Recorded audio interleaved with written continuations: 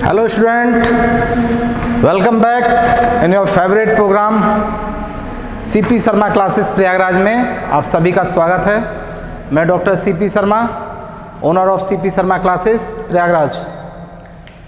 प्यारे बच्चों, अक्सर आप देखते हैं एक क्वेश्चन हमेशा एग्जाम में पूछा जाता है और वो टॉपिक है हाइब्रिडाइजेशन। एक ऐसा चैप्टर जिसका बड़ा वाइड स्कोप है केमिस्ट्री में, ऑर्गेनिक केमिस्ट्री में भी आता है, इनऑर्गेनिक के जनरल कंपाउंड्स का भी निकालने को पूछा जाता है, कोऑर्डिनेशन कंपाउंड में भी हाइड्रेशन निकालने को बताया, मतलब इसमें क्वेश्चन पूछा जाता है। तो बड़े ही कन्फ्यूजन रहता है बच्चों को इस टॉपिक में कि साहब कौन सा रूल लगाएं, कैसे सॉल्व किया जाए, कहाँ पे कौन सा रूल हमको अप्लाई करना है। बड़ा कन्फ्यूजन है बच्चों के दिमाग में। तो आज इस कन्फ्यूजन को दूर करके ही मैं यहाँ से जाऊँगा। आज आपको मैं कंप्लीटली सिखाने जा रहा हूँ hybridization of organic compound as well as inorganic compounds. इस टेक्निक को जेंटलमैन आप पूरी केमिस्ट्री में कहीं लगा देना, फेल नहीं होगी, ये मेरी गारंटी है आपको। तो जो रूल मैं बताने जा रहा हूँ उस रूल को फॉलो करिए और लगा के देखिए कैसे आपके सेकंडों में क्वेश्चन सॉल्व हो जाएंगे। क्योंकि जो मेन फैक्टर होता है किसी भी कंपटीशन का वो होता है टाइम फैक्टर। आपको क्वेश्चन आता है और लेकिन उस विद इन टाइम लिमिट में यदि आप सॉल्व नहीं कर पाते हैं तो सब करा हुआ बेकार हो जाएगा। तो आपको पूरी केमिस्ट्री जो भी पढ़नी है उसको शॉर्टकट मेथड से पढ़ना है, टेक्निक से पढ़ना है, ट्रिक्स से पढ़ना है। हार्ड वर्क तो करना ही है लेकिन साथ के साथ स्मार्ट वर्क भी करना है। स्मार्ट वर्क करोगे यदि हार्ड वर्क के साथ में तो उसका रिजल्ट पॉजिटिव आएगा। तो हेडिंग डालो बच्चों, हाइब्रिडाइजेशन। हाइब्रिडाइजेशन पहला heading, determination of hybridization. Determination of hybridization in inorganic compounds। Determination of hybridization in inorganic compounds. इसके लिए जेंटलमैन हमारे पास में 3 रूल हैं। हम तीनों रूल आपको सिखाएंगे। आप कोई सा रूल लगा दीजिए, आपका हाइब्रिडाइजेशन गलत नहीं आएगा, बिल्कुल सही आएगा। तो देखो बेटा, फर्स्ट मेथड, 3 मेथड है हमारे पास में। पहला मेथड बता रहे हैं, इसका रूल फर्स्ट लिखिए।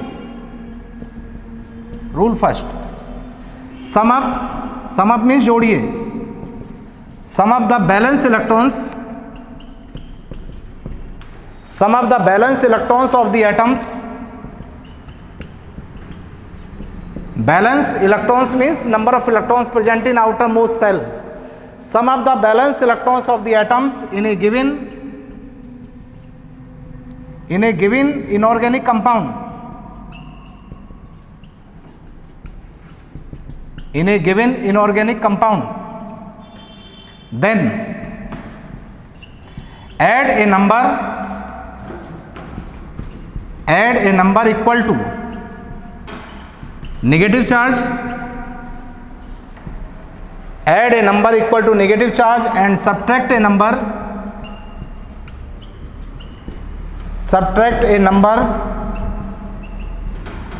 equal to positive charge. क्या बताया बच्चों हमने? हर एटम के बैलेंस इलेक्ट्रॉनों को ऐड कर लेना है। उसके बाद उसमें देखना है कितना नेगेटिव चार्ज लगा है। यदि नेगेटिव चार्ज लगा है तो उसको उसमें ऐड कर देना है और पॉजिटिव चार्ज लगा है तो सब्ट्रैक्ट करना है। माइनस चार्ज को जोड़ देना है, प्लस चार्ज को घटा देना है। पहला रूल। रूल सेकंड बच्चों, rule second, divide the sum by 2 if compound have hydrogen atom। if compound have hydrogen atom, divide the sum by 2 if compound have hydrogen atom and divide the sum by 8, divide the sum by 8 if compound do not have hydrogen atom. क्या करना है बच्चों? जो हमने सम निकाला, यदि उस compound में हाइड्रोजन है तो उस सम को 2 से डिवाइड करना है और हाइड्रोजन नहीं है तो 8 से डिवाइड करना है। फिर एक बार दोनों रूल को मैं आपको क्लियर कर दूं। हर एटम के बैलेंस इलेक्ट्रॉनों को ऐड करना है। बैलेंस इलेक्ट्रॉन ऐड करने के बाद उसमें जितना नेगेटिव चार्ज है उसको ऐड कर दो, पॉजिटिव चार्ज है तो उसको सब्ट्रैक्ट कर दो। यदि कंपाउंड में हाइड्रोजन है तो सम को 2 से डिवाइड करो, हाइड्रोजन नहीं है तो 8 से डिवाइड करो। डिवाइड करने के बाद यदि नंबर 2 आ जाए, यदि आपने डिवाइड किया किसी से भी यहाँ से 2 से 8 से नंबर 2 आ रहा है तो हाइड्रोजन sp होगा, यानी 2 ऑर्बिटल है उसमें 1 and 2। 3 आ जाए तो sp2 हाइड्रोजन होगा, 2 and 1 3। 4 आएगा तो sp3 होगा, 3 and 1 4। 5 आएगा तो sp3d होगा, 1 3 4 and 1 5। 6 पर sp3d2 और 7 पे आएगा बच्चों sp3d3। इसके आगे एग्जिस्ट नहीं करता हाइब्रिडेशन, हाइब्रिडेशन केवल यहीं तक आएगा sp3d3। यदि डिवाइड करने के बाद नंबर 7 से ज़्यादा आ जाए, इसका मतलब ये तरीका हमारा गलत हो जाएगा। उस केस में आपको क्या करना है, डिवाइड स्टार्ट करना है 18 से, स्टार्टिंग मैजिक नंबर से। पहले 18 से डिवाइड करेंगे, फिर जो बचेगा फिर 8 से डिवाइड करेंगे, फिर जो बचेगा उसको 2 से डिवाइड करेंगे। क्लियर करते हैं एग्जाम्पल के थ्रू। देखो बेटा, एग्जाम्पल के थ्रू आपको समझाते हैं। एक इंपॉर्टेंट बात याद रखना, हाइब्रिडेशन किसी पर्टिकुलर एटम का निकाला जाता है, किसी कंपाउंड का हाइब्रिडेशन नहीं निकाला जाता है। यदि कोई कहे कि कार्बोनेट आयन का हाइब्रिडेशन बताओ तो इट्स रॉन्ग। हाइब्रिडेशन या तो कार्बन का निकलेगा इसमें या ऑक्सीजन का निकलेगा। ये जो मेथड हम आपको सिखा रहे हैं, सेंट्रल एटम का हाइब्रिडेशन निकालना सिखा रहे हैं जेंटलमैन। अब आपके दिमाग में ये क्वेश्चन आया साहब, ये सेंट्रल एटम क्या होता है? सेंट्रल एटम जनरली कंपाउंड में उसको माना जाता है जो संख्या में सबसे कम क्वांटिटी में होता है, कम संख्या में होता है। जैसे मान लो कार्बोनेट आयन है तो कार्बन 1 एटम है और ऑक्सीजन के 3 एटम है, तो सेंट्रल एटम क्या हुआ? Carbon is the central atom here. कैसे निकाला जाता है हाइब्रिडेशन देखिए जरा। कार्बन का बैलेंस इलेक्ट्रॉन जानते होंगे, सभी जानते हैं, very simple. 6 carbon, 2 and 4, outer most में 4 इलेक्ट्रॉन, तो 4। Oxygen atomic number 8, outer most में कितने इलेक्ट्रॉन? 2 and 6, KLMN सेल आपने पढ़ा होगा। 6, 3 एटम है तो मल्टीप्लाइड बाय 3 कर दो। 2 नेगेटिव चार्ज है, माइनस चार्ज को क्या करना है बच्चों? ऐड कर दो। कितना आया? 6 3 18 एंड 6 24 आ गए।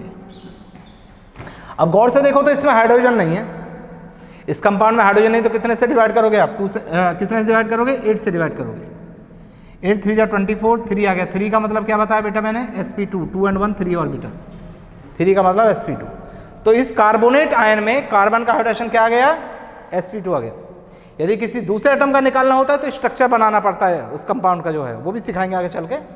मान लो आपके पास आ जाए फॉस्फेट आयन, सेंट्रल एटम का हाइड्रोजन निकालना। सेंट्रल एटम क्या है इसमें? Phosphorus is the central atom. कैसे निकालेंगे? फास्फोरस का आउटर मोस्ट में 5, 15 होता है एटॉमिक नंबर, 2 8 5।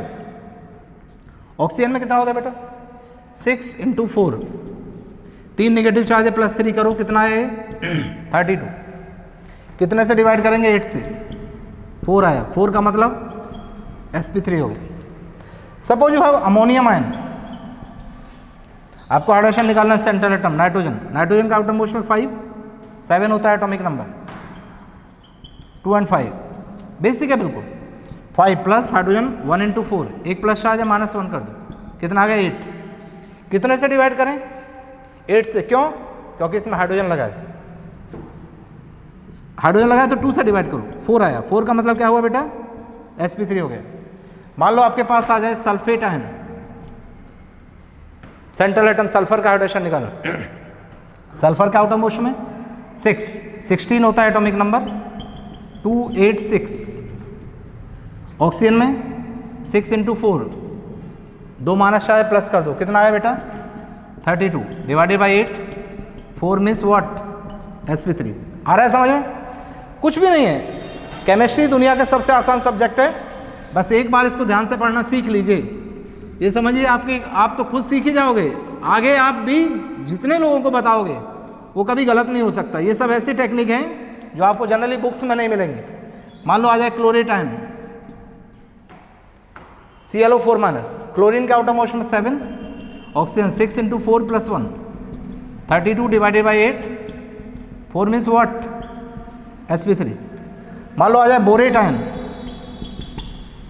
कोई कंपाउंड सोचो तुरंत निकल जाएगा सेकंडों में। बोरोन के आउटर मोस्ट में 3, ऑक्सीजन में 6 × 3 + 3, 24 आया, divided by 8, 3 means what?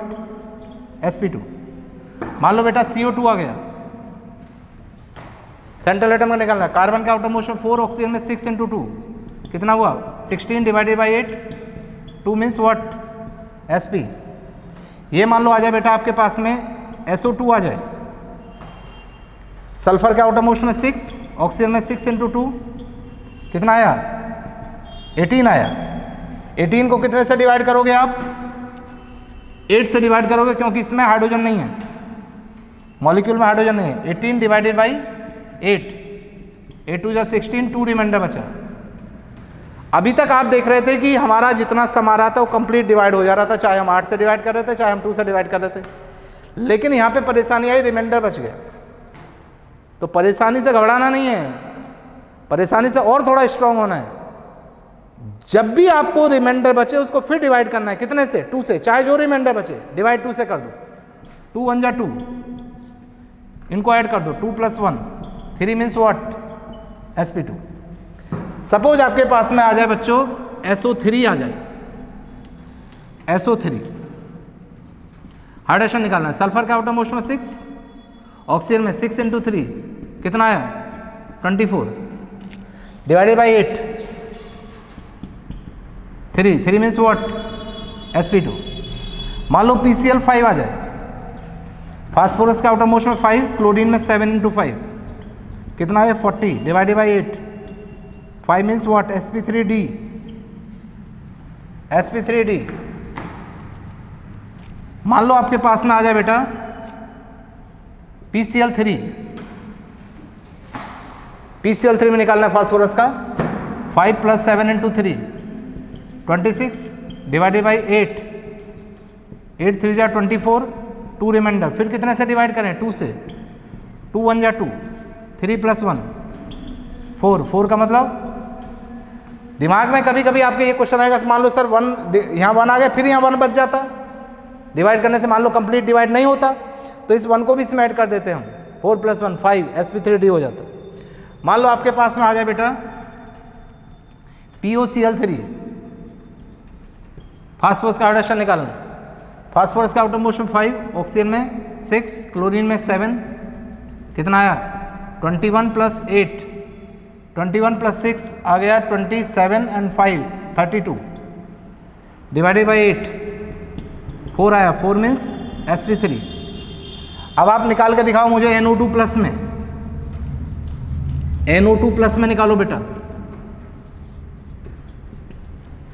NO2+ में हाइड्रोजन बताओ। नाइट्रोजन का आउटर मोशन में 5, ऑक्सीजन में 6 × 2 -1 क्योंकि एक पॉजिटिव चार्ज लगा है, 12 + 4 कितना है 16 divided by 8, 2 means what Sp। NO2 minus में निकालो। नाइट्रोजन का आउटर मोशन 5, 6 × 2 + 1 12 + 6 कितना है 18, 6 × 2 12 + 6 18, 18 डिवाइडेड बाई 8, 16 2 रिमाइंडर, फिर 2 से 2 + 1 3 मीन्स व्हाट। आसान लग रहा है ना, लग रहा है कितना आसान है, कभी सोचा ही नहीं था कि केमिस्ट्री इतनी आसान भी होती है, इससे भी ज़्यादा आसान होती है। अब आगे आगे देखते रहिए आप। मान लीजिए आपके पास में आ जाए NO3- हाइड्रोजन निकालना है।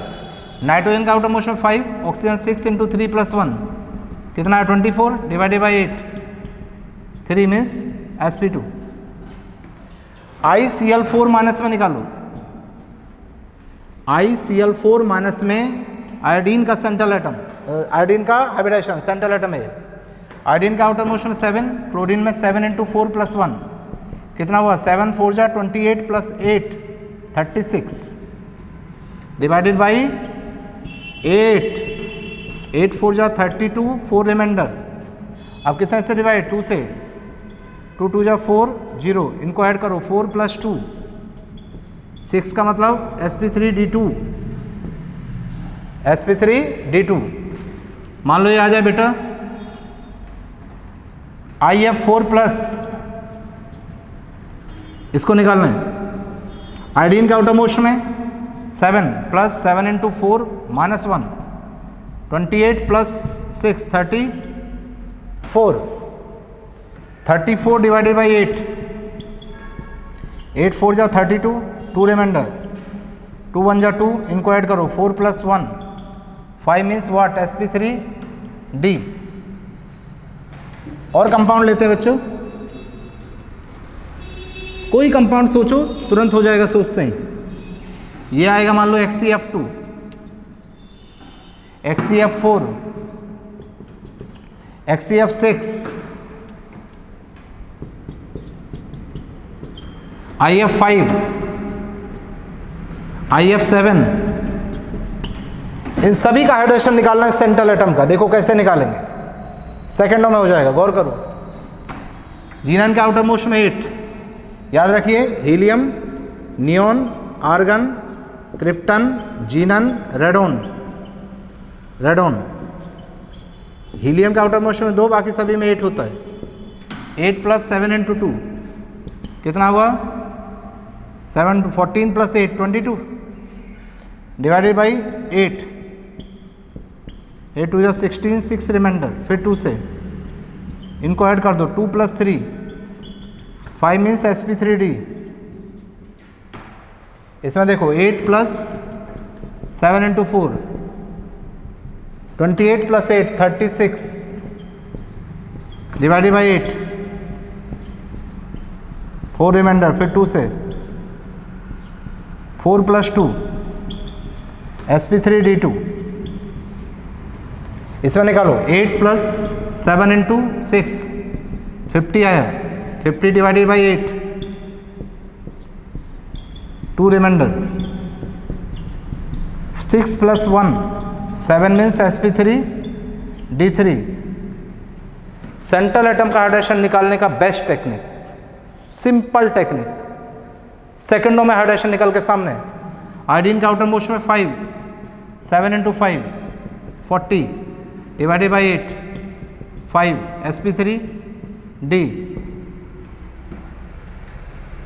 सॉरी इट्स रॉन्ग, यहाँ कुछ मिस्टेक हुआ। देखो आयोडीन में 7, यहाँ आया 7 × 5 42 आया डिवाइडेड बाई 8, 8 5 जा 40, 2 रिमाइंडर, 2 1 जा 2, 5 + 1 sp3d2।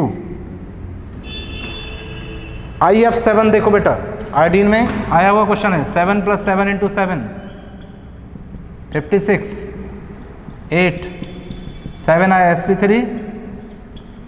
तो it is a simple method to determine hybridization of central atom in a given inorganic compound, general inorganic compound. Remember this point, this rule is not valid for coordination compound, क्योंकि coordination compound में बेटा ligand का function लगता है, वहाँ पे हमको देखना पड़ता है बैलेंस बॉन्ड थ्योरी के थ्रू कि कौन सा लिगेंड हमारा जो दिया है वहाँ पे वो स्ट्रॉन्ग लिगेंड है या वीक लिगेंड है। यदि हमारा स्ट्रॉन्ग लिगेंड लगेगा तो वहाँ पे जितने भी अनपेयर्ड इलेक्ट्रॉन है वो सभी पेयरिंग होके डी ऑर्बिटल पहले आ जाएगी। जैसे कहीं कहीं मान लो sp3d2 आया तो वहाँ पे d2 sp3 भी आ सकता है। तो that is the part of the valence bond theory जिसको मैं आपको कोऑर्डिनेशन कंपाउंड में पढ़ाऊँगा।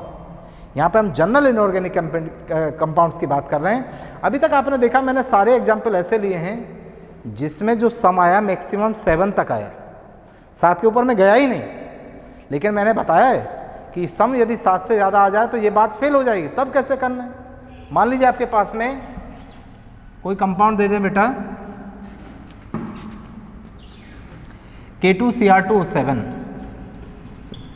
K2Cr2O7 में आपको सेंट्रल एटम का हाइड्रेशन निकालना है। क्या करें? पोटेशियम का आउटर मोस्ट में बताओ। याद रखना lithium, sodium, potassium, rubidium, caesium, francium सभी एल्कली मेटल हैं, सभी के आउटर मोस्ट में 1 इलेक्ट्रॉन होता है, 1 × 2 प्लस। क्रोमियम के आउटर मोस्ट में कितने इलेक्ट्रॉन होते हैं बच्चों? बता सकते हैं? How many number of electrons are present in chromium?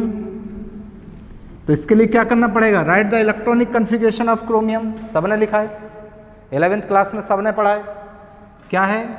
Chromium atomic number 24, 1s2, 2s2, 2p6, 3s2, 3p6, 3d5, 4s1। कितने इलेक्ट्रॉन? 2 2 4 6 10, 2 12 6 18 और 5 23 और 1 24। देखिए जेंटलमैन, यदि गौर से देखें हम थोड़ा सा लीक से हट रहे हैं, हाइब्रिडेशन से हट रहे हैं, थोड़ा सा और इसको आपको एक्सप्लेन करना चाह रहे हैं। कायदे में ये होना चाहिए 1s2 2s2 2p6 3s2 3p6 3d4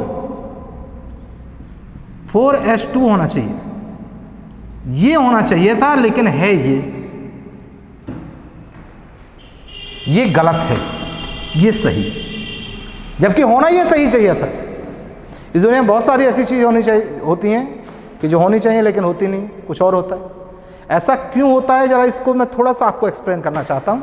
ज़रा देखो, D4 और D5, D ऑर्बिटल जो होती है, D में कितनी ऑर्बिटल होती है बेटा? 5 ऑर्बिटल होती है, 5 ऑर्बिटल। यहाँ देखो 5 ऑर्बिटल। जब D4 की बात करेंगे तो ये आया 1 2 3 4, 5 में ये आया 1 2 3 4 5। ये क्या देख रहे हो? Exactly half field, exactly half filled orbital है इसमें, और ये पार्शियली फिल्ड है, पार्शियली फिल्ड। स्टेबिलिटी ऑर्डर जो होता है ऑर्बिटल्स का, स्टेबिलिटी ऑर्डर सबसे ज़्यादा स्टेबल होता है बेटा फुल फिल्ड, जो कंप्लीटली भरा हुआ होता है, देन एग्जैक्टली हाफ फिल्ड, और then partially filled, partially filled. तो ये ये एग्जैक्टली हाफ फिल्ड है, ये पार्शियली फिल्ड है, तो करेक्ट कौन सा है? ये ज़्यादा स्टेबल है। अब आपके दिमाग में ये क्वेश्चन है, साहब इसको क्यों सही बता रहे थे आप पहले, ये क्यों सही होना चाहिए? तो रीजन हो गया इसका, ये क्यों सही होना चाहिए? इसका रीजन ये बेटा कि 3D और 4s, एक हमारा यहाँ पे ऑर्बिटल है 3D और एक है हमारा 4s।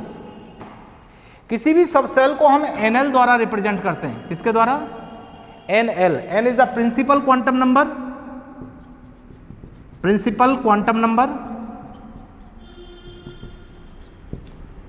और L is the azimuthal quantum number, azimuthal quantum number. 11th में आपने पढ़ा होगा एटॉमिक स्ट्रक्चर में, 4 तरीके के क्वांटम नंबर पढ़ी हैं आपने, principal quantum number, azimuthal quantum number, magnetic quantum number और spin quantum number. A subshell is represented by NL। N का नंबर लिया जाता है और L का नेम लिया जाता है। जैसे मान लो L इज इक्वल टू, यदि 0 1 2 3 है, इसका मतलब क्या है? L0 का मतलब S सब सेल, 1 का मतलब P सब सेल, 2 का मतलब D, 3 का मतलब F सब सेल। तो जैसे मान लो 3D है, तो इसमें पहली वैल्यू है N की वैल्यू इसमें 3 है, और L की वैल्यू D है, D का मतलब 2 है। इसमें N की वैल्यू 4 है, पहली वैल्यू N, दूसरी वैल्यू L की वैल्यू कितना है? S का मतलब 0। N प्लस L की वैल्यू कितनी है इसमें बेटा? 5, 3 प्लस 2। इसमें N प्लस L की वैल्यू कितनी है? 4 प्लस 0, 4। अब हम आते हैं ऑफबाउ प्रिंसिपल। इसमें हम बताना चाह रहे हैं कि ये क्यों होना चाहिए था। Aufbau principle state that electrons are filled in a subshell in increasing order of their energy. जब तक लोअर एनर्जी का सबसेल नहीं भरता है, तब तक हायर में इलेक्ट्रॉनों की एंट्री नहीं होनी चाहिए। This rule is called as aufbau principle. अब क्वेश्चन आता है, सबसेल की एनर्जी कैसे निकालें? यदि डिफरेंट सबसेल है, हम कैसे पता करें किसकी एनर्जी ज़्यादा है, किसकी एनर्जी कम है? तो ये और भी आसान है। Energy of a subshell is determined on the basis of N plus L rule. क्या करना है आपको? केवल N प्लस L की वैल्यू देखना है सबसेल में। Higher will be the value of N plus L, higher will be energy of a subshell. यदि N प्लस L की वैल्यू ज़्यादा है तो उस सबसेल की एनर्जी भी ज़्यादा होगी। अब कभी कभी ऐसा देखोगे N प्लस L की वैल्यू इक्वल आ जाएगी डिफरेंट सबसेल में। If the value of N plus L are equal, तो केवल N की वैल्यू देखना है, और जिसमें N की वैल्यू ज़्यादा होगी उसकी एनर्जी ज़्यादा होगी। तो अब हमारे पास में क्वेश्चन ये है कि 3D और 4s में किसकी एनर्जी ज़्यादा है? इसमें N प्लस L की वैल्यू बेटा 5 आ रही है, इसमें N प्लस L की वैल्यू कितनी आ रही है? 4 आ रही है। तो 3D की एनर्जी ज़्यादा है किससे? 4s से। तो ऑफबाउ प्रिंसिपल के अकॉर्डिंग पहले 4s भरना चाहिए कंप्लीटली, उसके बाद 3D में इलेक्ट्रॉनों की एंट्री होनी चाहिए। S में मैक्सिमम कितने इलेक्ट्रॉन हो सकते हैं? 2 इलेक्ट्रॉन, पढ़ा है सभी ने। P में 6 इलेक्ट्रॉन, D में 10 इलेक्ट्रॉन, और F में 14 इलेक्ट्रॉन। S में मैक्सिमम 2 इलेक्ट्रॉन हो सकते हैं, P में 6 इलेक्ट्रॉन हो सकते हैं, D में 10 हो सकते हैं, F में 14 हो सकता है, सब जानते हैं। अब क्या देखा आपने, होना ये चाहिए था S में पहले 2, 4s की एनर्जी कम है 3d से, पहले 4s कंप्लीटली होना चाहिए, S में 2 होने के बाद फिर इसमें इलेक्ट्रॉन जाने चाहिए, ये होना चाहिए था अबव प्रिंसिपल के अकॉर्डिंग। लेकिन मैंने कहा कि बेटा ये नहीं है। क्यों नहीं है? क्योंकि यहाँ पे जो D4 आया वो पार्शियली फिल्ड ऑर्बिटल है और यहाँ D5 जो आया वो हाफ फिल्ड ऑर्बिटल है, and we know that the energy of half filled orbital is greater than that of partially filled orbital. Hence, correct electronic configuration of chromium will be what? 1s2, 2s2, 2p6, 3s2, 3p6, 3d5, 4s1. आप इसको 3d5, 4s1 लिखो, 4s5, 3d5, 4s1, 3d5 लिखो, doesn't matter. Matter ये हमको पता होना चाहिए कि हमारा लास्ट इलेक्ट्रॉन किस सब सेल में गया है। और यदि आपको इलेक्ट्रॉनिक कन्फिगरेशन लिखना आता है और आपने ये देख लिया लास्ट इलेक्ट्रॉन हमारा कहाँ गया है, तो आप उस एलिमेंट का क्या बता सकते हो, ब्लॉक बता सकते हो, because block is that in which last electron is enter. किसी भी एलिमेंट का जनाब ब्लॉक इसी तरीके से निकलता है। इलेक्ट्रॉनिक कन्फिगरेशन लिखो और देखो लास्ट, जैसे हम पूछे भाई बताओ इसका 24वां इलेक्ट्रॉन कहाँ गया है, तो 24वां इलेक्ट्रॉन जेंटलमैन ये वाला इलेक्ट्रॉन है हमारा 3d5। इसमें हम एक इलेक्ट्रॉन को बता सकते हैं, आप आराम से इलेक्ट्रॉनिक कन्फिगरेशन लिख के कि पहला इलेक्ट्रॉन कहाँ है, दूसरा कहाँ है, चौथा कहाँ है, पांचवा कहाँ है, 24वां कहाँ है, 23वां कहाँ है, सारे इलेक्ट्रॉन बताए जा सकते हैं। जिसमें हमारा लास्ट इलेक्ट्रॉन जाता है जिस सब सेल में, वो सब सेल उस एलिमेंट का क्या कहलाता है, ब्लॉक कहलाता है।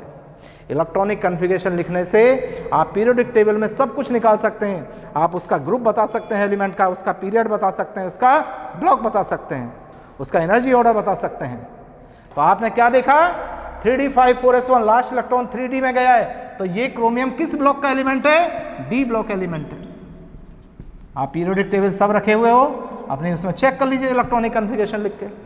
जिस भी सब सेल में लास्ट इलेक्ट्रॉन एंट्री करेगा उस एलिमेंट का क्या कहलाता है, ब्लॉक कहलाता है। और लास्ट इलेक्ट्रॉन किस सब सेल में जाता है, जिस सब सेल की एनर्जी सबसे ज्यादा होती है। और इस रूल को कौन सा रूल बोलते हैं, अबाव प्रिंसिपल बोलते हैं। Aufbau principle state that electrons are filled in a subshell in increasing order of their energy. इसी से जुड़ता हुआ एक रूल है gentleman, Hund's rule. Hund's rule क्या कहता है, हुंस रूल कहता है यदि सेम एनर्जी की ऑर्बिटल है तो उसमें पेयरिंग तब तक पॉसिबल नहीं है जब तक कि हर ऑर्बिटल हाफ फिल्ड ना हो जाए। अभी पढ़ाऊंगा आगे चल के। एक यहीं पे एक रूल आता है, Pauli exclusion principle. Pauli exclusion principle state that no two electrons of an atom can have the same set of 4 quantum numbers. किसी भी एटम के 2 इलेक्ट्रॉनों की चारों क्वांटम संख्याएं सेम नहीं हो सकती। यदि principal quantum number, azimuthal quantum number, magnetic quantum number same भी हो जाए तो स्पिन जरूर डिफर करेगा। एक का स्पिन यदि क्लॉकवाइज होगा तो दूसरे का एंटी क्लॉकवाइज होगा। तो ये हम लीक से हट गए थे क्योंकि हमें बताना था आपको कि इसका इलेक्ट्रॉनिक कन्फिगरेशन 3d5 4s1 क्यों है, 3d4 4s2 क्यों नहीं है।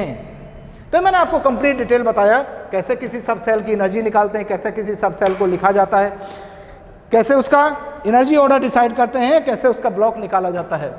तो हमने कहा क्रोमियम के आउटरमोस्ट सेल में कितने इलेक्ट्रॉन है जेंटलमैन, 1 इलेक्ट्रॉन है। आउटरमोस्ट सेल, आउटरमोस्ट सेल का मतलब जिसमें n की वैल्यू सबसे ज्यादा हो। n प्रिंसिपल क्वांटम नंबर कितना है, 4, उसमें कितने इलेक्ट्रॉन है, 1। तो यहां आ जाओ बेटा, पोटेशियम के आउटरमोस्ट में कितने थे, पोटेशियम के आउटरमोस्ट में हमारा 1 था, 1 × 2। क्रोमियम का आउटरमोस्ट में 1 × 2 प्लस ऑक्सीजन का आउटरमोस्ट में 6 × 7, 7 × 6 42 प्लस 4 46 आ गया बेटा ये। अब कितने से डिवाइड करें, आपको हाइड्रेशन निकालना है। अब यहाँ पे देखो एक क्वेश्चन और आएगा आपके दिमाग में। हमने बताया था अभी आपको जब पढ़ा रहे थे सेंट्रल एटम के बारे में कि सेंट्रल एटम वो होता है, अभी बोला था मैंने कि सेंट्रल एटम वो होता है जो संख्या में सबसे कम होता है। तो अब आपके दिमाग में ये क्वेश्चन आएगा, साहब अभी तो आपने बताया था कि जो संख्या में कम होता है, यहाँ पे तो 2 पोटेशियम है और 2 क्रोमियम है, then how we will decide which will be central atom. तो यहाँ पे आ जाइए, 46 आया, 46 को हमने कितने से डिवाइड किया, 8 से डिवाइड किया। क्यों 8 से डिवाइड किया, क्योंकि इस कंपाउंड में अभी रूल बताया था मैंने, क्योंकि इस कंपाउंड में हमारे क्या नहीं है, हाइड्रोजन प्रेजेंट नहीं है। यदि हाइड्रोजन होता है तो कितने से डिवाइड करते हैं, 2 से, हाइड्रोजन नहीं है तो 8 से। अब 8 से डिवाइड करके देखा, 8 5 जा 40, 6 रिमाइंडर, फिर 2 से किया, 2 3 जा 6, 2 3 जा 6, 0, 5 + 3 8 आ गया। मैंने अभी बताया था जेंटलमैन, डिवाइड करने के बाद नंबर 7 से ज़्यादा नहीं आना चाहिए। यदि 7 से ज़्यादा आ गया इट मीन्स ये हमारा तरीका गलत है। ऐसे केस में जेंटलमैन हम 18 से डिवाइड करना शुरू करते हैं। आप सोचो साहब 18 से क्यों करते हैं? देखो केमिस्ट्री में एक मैजिक नंबर होता है, मैजिक नंबर पढ़े होंगे 2 8 8 18 18 एंड 32, इनको बोलते हैं magic number. Why these numbers are called as magic numbers? जब हम एलिमेंट्स का इलेक्ट्रॉनिक कन्फिगरेशन लिखते हैं जेंटलमैन, तो इतने इंटरवल के बाद एलिमेंट्स की प्रॉपर्टी रिपीट होने लगती हैं, सेम हो जाती हैं। और जिन इलेक्ट्रॉनिक कन्फिगरेशन सेम हो जाता है और जिन एलिमेंट का इलेक्ट्रॉनिक कन्फिगरेशन सेम होता है उनको क्या बोलते हैं हम? मैजिक नंबर बोलते हैं। The properties of the elements are repeated after a certain interval of 2 8 8 18 18 and 32, hence these numbers are called as magic numbers। तो पहले हम 18 से डिवाइड करेंगे, फिर जो आएगा 8 से डिवाइड करेंगे, फिर जो आएगा उसको 2 से डिवाइड करेंगे। तो यहाँ देखो बेटा 46 को हम डिवाइड करेंगे कितने से? 18 से। 18 2 जा 36, 10 रिमाइंडर। अब कितने से? 8 से डिवाइड करो, 8 1 जा 8, 2 रिमाइंडर। फिर कितने से? 2 से करो, 2 + 1 + 1 4 आया। 4 का मतलब क्या है बेटा? sp3 आया। 4 का मतलब क्या आ गया? sp3 आ गया। अब मैं आपको ऐसी चीज़ बताने जा रहा हूँ कि जिसमें आप लोग करते समय आपको दिक्कत महसूस होगी। आप सोचोगे साहब ये क्या बता दिया सर ने, ये तो गलत होगी, इनकी बात ही प्रूव गलत होगी। जैसे मान लो H2SO4 है और कहा जाए साहब इसमें हाइड्रोजन लगाओ, यदि आप डायरेक्ट रूल लगा दोगे तो गलत आ जाएगा। तो ऐसे कंपाउंड जो एसिडिक फॉर्म में दिए हों, जो हाइड्रोजन को डोनेट कर सकते हों, सबसे पहले उनको आयनाइज कर लो और आयनाइज करने के बाद आप हाइड्रोजन निकालो। कैसे? आयनाइज होगा 2H+ + SO4 2-। अब इसका हाइड्रोजन निकालो। सल्फर के आउटर मोस्ट में 6, ऑक्सीजन में 6 × 4 + 2 32 डिवाइडेड बाई 8, 4 आया। 4 का मतलब sp3 हुआ। आयनाइज करने से ये प्रॉपर्टी है, कंपाउंड की प्रॉपर्टी होती है, हाइड्रोजन की प्रॉपर्टी होती है। किसी भी कंपाउंड को आयनाइज करने से उसके सेंट्रल एटम का हाइड्रोजन चेंज नहीं होता है। Hydrogen of central atom does not change by ionization of the compound. तो सल्फेट आयन में सल्फर का हाइड्रोजन क्या है? sp3। तो वही हाइड्रोजन किस में आएगा? सल्फ्यूरिक एसिड में आएगा सल्फर का हाइड्रोजन। तो यदि कोई कंपाउंड हमारा एसिड दिया है which can donate H+ ion, तो उसको आपको आयनाइज कर लेना है। आयनाइज करने के बाद में आपने जो रूल पढ़ा है ये वाला फर्स्ट मेथड, इसी को अप्लाई कर देना है। तो इस मेथड को लगा के जेंटलमैन किसी भी जनरल इनऑर्गेनिक कंपाउंड का हाइड्रोजन हम निकाल सकते हैं। अभी हम दूसरा मेथड आपको बताएंगे, दूसरे के बाद फिर तीसरा बताएंगे।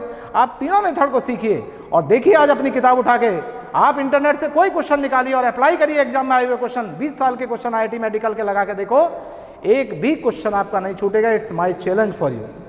आप निकाल के लगाना तो शुरू करो, पढ़ना तो शुरू करो। बैठा हूं ना मैं केमिस्ट्री के लिए। आपको केमिस्ट्री में डेसिमल में भी टेंशन नहीं लेनी है। यदि आपको कहीं कोई मेरे रहते जब तक मैं जिंदा हूं कोई प्रॉब्लम हो जा रही है केमिस्ट्री में, इसका मतलब मेरा जीना ही बेकार है। आप इमीडिएट अपनी तैयारी करना शुरू कर दो। इस लॉकडाउन, देखिए बहाना मत भरो, बहाना मत भरो कि साहब कोचिंग नहीं चल रही, क्लास नहीं हो रही है, लॉकडाउन फंसा हुआ है। ये सब केवल निठल्ले लोग करते हैं, मैं इस पर भरोसा नहीं करता। जो पढ़ने वाले विद्यार्थी हैं, जो पढ़ने वाले स्टूडेंट हैं, वो अपनी पढ़ाई में जुटे हुए हैं। एटलीस्ट 15 आवर पर डे आपकी स्टडी होनी चाहिए घर में बैठ के। और यदि इतना काम करोगे तो आपके सिलेक्शन को दुनिया की कोई भी ताकत नहीं रोक सकती। बस केवल सोचना है जेंटलमैन। हार और जीत हमारी सोच पे डिपेंड करता है। मान लो तो हार और ठान लो तो जीत। एक बार ठान लीजिए, घर में बैठ कर ठान लीजिए, क्योंकि इस साल कोई भरोसा नहीं कि क्या होगा। आप घर में बैठ कर ठान लीजिए कि मुझे IIT एडवांस क्वालिफाई करना है, मुझे एम्स क्वालिफाई करना है, मुझे नीट क्वालिफाई करना है। और यदि आपकी सोच बड़ी होगी ना तो रिजल्ट भी बड़ा आएगा, क्योंकि सारा खेल हमारे मन का है, हमारी सोच का है। केवल सोचो अच्छा, और उस सोच के साथ साथ हार्ड वर्क करो, स्मार्ट वर्क करो, डेफिनेटली सक्सेस मिलेगी। इट्स गारंटी मैं आपको दे रहा हूं। नाउ हम सेकंड मेथड पे आते हैं कि इस इनऑर्गेनिक कंपाउंड में हाइड्रोजन निकालने का दूसरा मेथड क्या हो सकता है। एक मेथड आपने सीख लिया, दूसरा मेथड देखो बेटा। सेकंड मेथड क्या है? और आसान तरीका आपको लगेगा बट मैं ये नहीं कह रहा कि ये आसान है, जो भी आपको आसान लगे आप उसको फॉलो करो। सेकंड मेथड, ये मेथड जनरली किताबों में भी लिखा मिल जाता है। हाइब्रिडेशन निकालने का एक सिंपल सा formula, hybridization is equal to 1/2 number of balance electron on central atom plus number of negative charge minus number of positive charge. क्या बोला मैंने? 1/2 number of balance electron on central atom. अब की बार हर एटम के balance electron की बात नहीं कर रहे हम, पहले मेथड में हर एटम के बैलेंस इलेक्ट्रॉनों को जोड़ा था। अब की बार हमको केवल किसको देखना है? किसको देखना है? Number of balance electron on central atom plus what?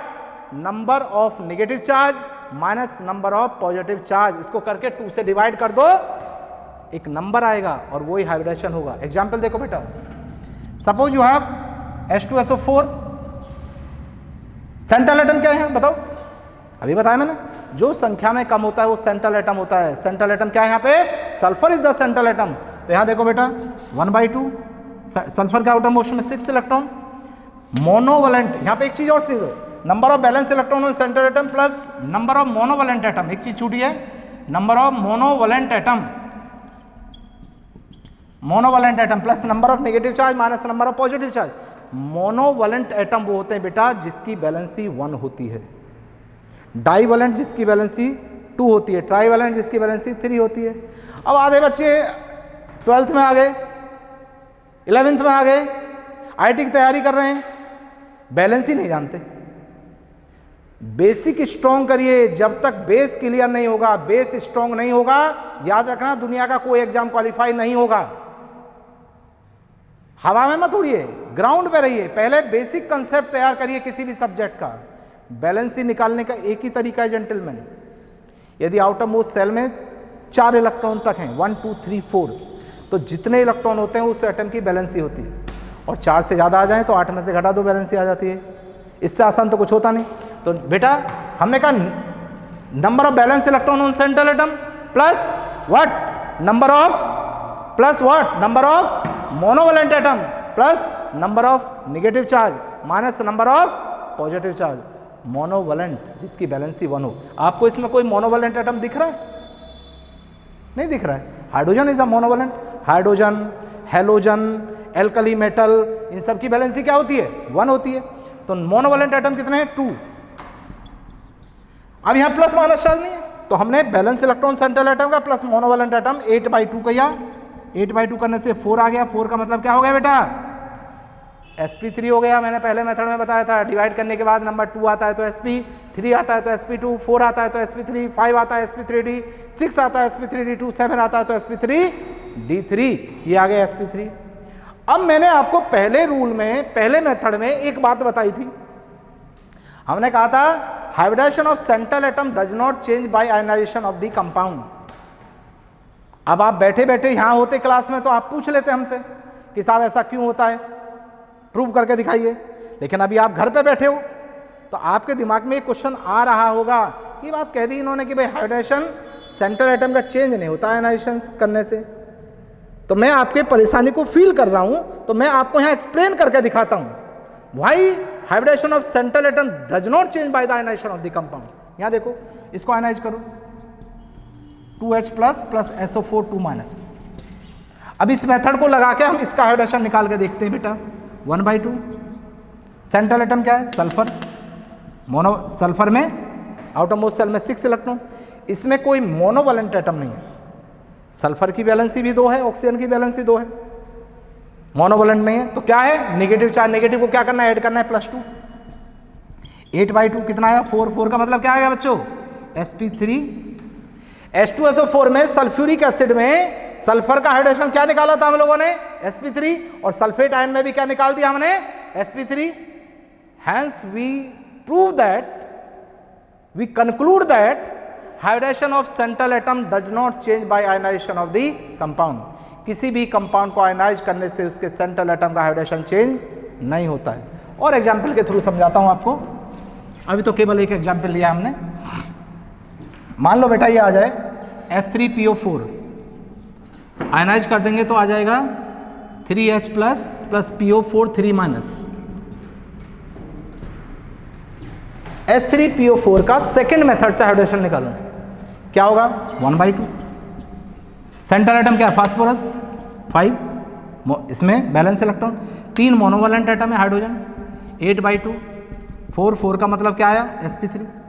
यहाँ देखो 1/2 5, 3 नेगेटिव चार्ज 8/2 4 का मतलब क्या आया sp3। यहाँ भी sp3 आ रहा है, यहाँ भी sp3 आ रहा है। और एग्जाम्पल ले लो, बोरेट आयन ले लो, H3BO3 और borate ion 3H plus BO3 3 minus. इसमें देखो बेटा 1/2 सेंट्रल एटम बोरोन है, बोरोन में balance electron 3 monovalent atom hydrogen 6/2 3 means what sp2। इसमें देखो 1/2 boron 3 balance electron 3 negative charge 6/2 3 means what sp2। तो किसी भी कंपाउंड को आयनाइज करने से सेंट्रल एटम का हाइड्रोजन चेंज नहीं होता है। और एग्जाम्पल ले लो, मान लो बेटा PCl3 में निकालना हो हाइड्रोजन, आपको क्या होगा बताओ 1/2 फास्फोरस में balance electron 5, 3 monovalent atom halogen 8/2 4 means sp3। आप पहले मेथड से देख लेना निकाल के, यही आया था। ऐसा नहीं कि मेथड बदल दोगे तो हाइड्रोजन ही बदल दोगे, हाइड्रोजन सेम रहेगा चाहे मेथड कोई लगाओ। मान लो आपके पास आ जाए HCF4 आ जाए, HCF4 इसमें निकालना हो 1/2, जीनन का आउटर मोस्ट में 8, helium neon argon krypton xenon radon, helium का आउटर मोस्ट में 2, बाकी सभी इनर्ट गैस के आउटर मोस्ट में 8 electron. Fluorine chlorine bromine iodine, याद रखना fluorine chlorine bromine iodine halogen है, सभी का आउटर मोस्ट में 7 इलेक्ट्रॉन। तो क्या हुआ, ये मोनोवैलेंट एटम 4 है क्योंकि बैलेंस ही 1 है, आउटर मोस्ट में 7 है, बैलेंस कितनी हुई 8 में से घटा दो 7 को 1 आया, तो 4 मोनोवैलेंट एटम है 12/2 6 का मतलब sp3 D2 है। मान लो आपके पास में आ जाए बेटा NH4 प्लस हाइड्रोजन निकालना हो 1/2, नाइट्रोजन का आउटर मोस्ट में 5, 4 मोनोवैलेंट एटम, एक प्लस चार्ज है, प्लस को क्या करना है माइनस कर दो, कितना आया 8/2 4 आया, 4 का मतलब क्या आया sp3। तो आप सोचो पहला मेथड आप आसान लग रहा था या दूसरा मेथड लग रहा था। हमारी तरफ से कोई बाउंडेशन नहीं कि आप इसको लगाओ या इसको लगाओ, जो आपको आसान लगे वीडियो को पॉज कर कर देखो आराम से, जो आसान लगे जो कंफर्टेबल फील करो उसको अप्लाई करो जो कम समय में हो। तीसरा मेथड बताता हूँ आपको, third method, it is the last method, general inorganic compound का हाइड्रोजन निकालने का बहुत ही आसान तरीका। यदि आपको इन दोनों में से जो अभी मेथड बताएं कोई भी मेथड याद ना रहे तब क्या करें, तो हम ऐसी टेक्निक बताते हैं कि इनमें से कोई ना याद रहे तो भी क्वेश्चन सॉल्व हो जाए। हाँ बच्चों, अब मैं आपको बताऊंगा तीसरा मेथड। थर्ड मेथड क्या है हाइड्रोजन निकालने का। यदि आप एग्जाम में उस एग्जाम के प्रेशर की वजह से दोनों मेथड भूल जाएं, कोई याद ही ना रहे, ऐसा अक्सर होता है, याद हुई चीज़ें सब भूल जाते हैं, तो मैं एक आपको ऐसा टेक्निक बता रहा हूँ कि इसमें किसी मेथड को याद रखने की जरूरत ही नहीं, सिंपल सा टेक्निक लगाओ हाइड्रोजन निकल जाएगा। कैसे, मान लो बेटा PCl3 आ जाए, क्या करना है, इसको ओपन कर दो, आप सिंपली फैला दो, इसके हाथ पैर खोल दो।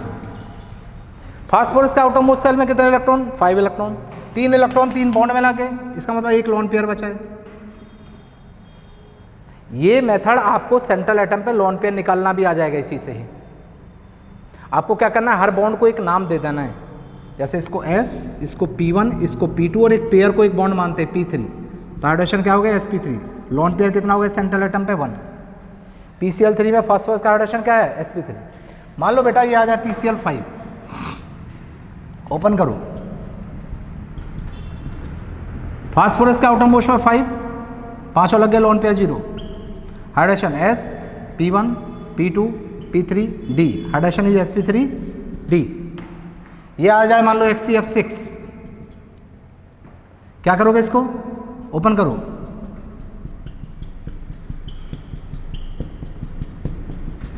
HCF6 6 इलेक्ट्रॉन 6 बॉन्ड में यूज हो गया, आउटर मोस्ट में 8 होते हैं, 2 बचे, 2 का मतलब एक lone pair, hydrogen S, P1, P2, P3 D1 D2 और ये D3, hydration is sp3 D3।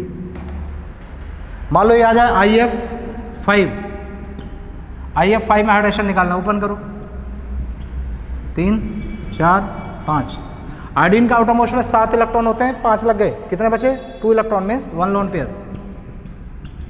S P1 P2 P3 D1 D2 sp3 D2। और दिखाते हैं आपको, और एग्जाम्पल देते हैं कुछ।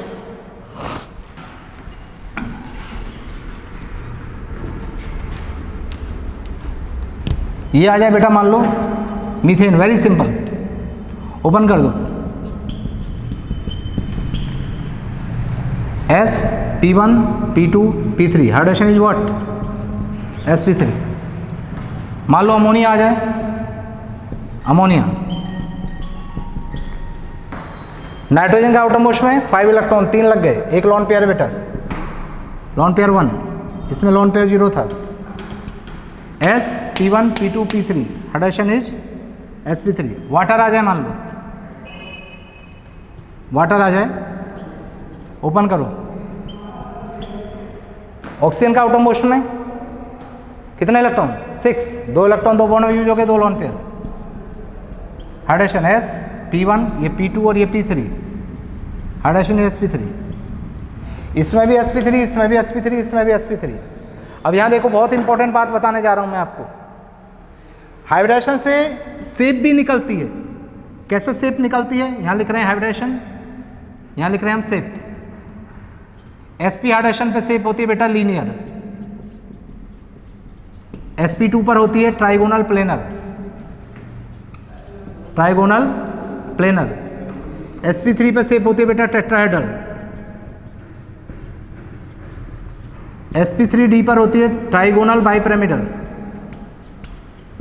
Trigonal bipyramidal. sp3d3 पर होती है ऑक्टाहेड्रल शेप, sp3d2 पर।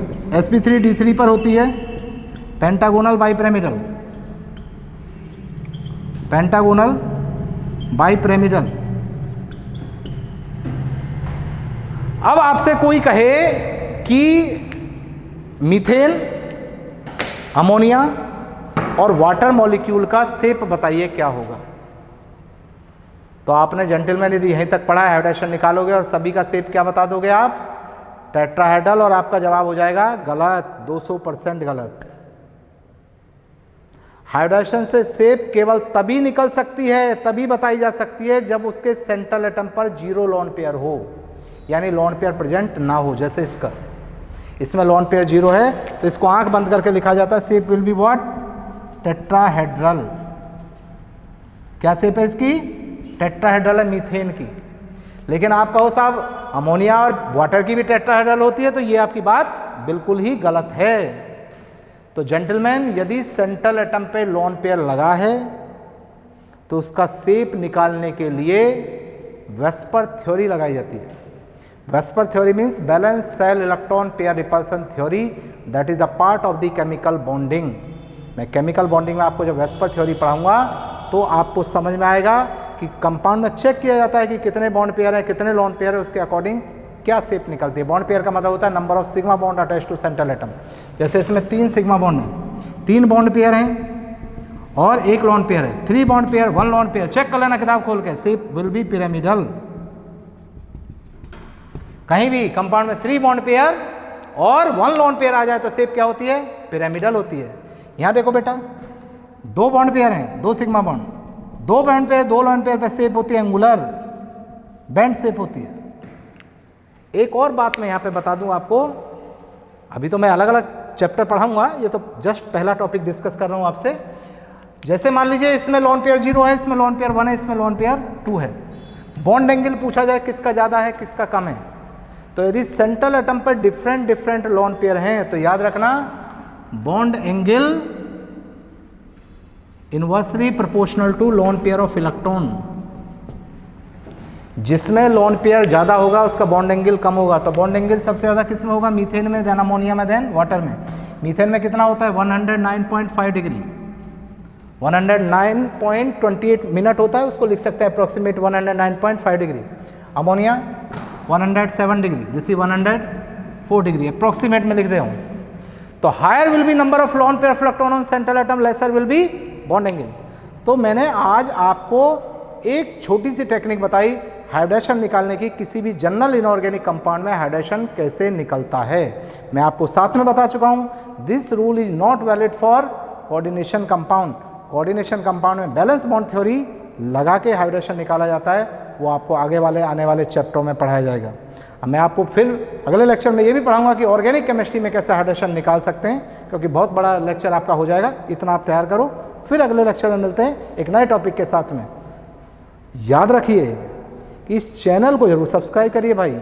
यदि आप पढ़ रहे हो घर में बैठ के तो इतना तो बनता है हम लोगों का भी, इस चैनल को सब्सक्राइब करो, लाइक करो, शेयर करो, और बच्चों को भी इसका फ़ायदा हो। जो बच्चे गांव में दूर दराज में बैठे हुए हैं, उन तक सारी चीज़ें नहीं पहुंच पा रही हैं, तो ये आपकी भी एक प्राइम ड्यूटी है कि आप अपने बहन भाइयों को, अपने साथियों को भी इस लाभ से वंचित ना रहने दें, उन तक ये बात को पहुँचाएँ।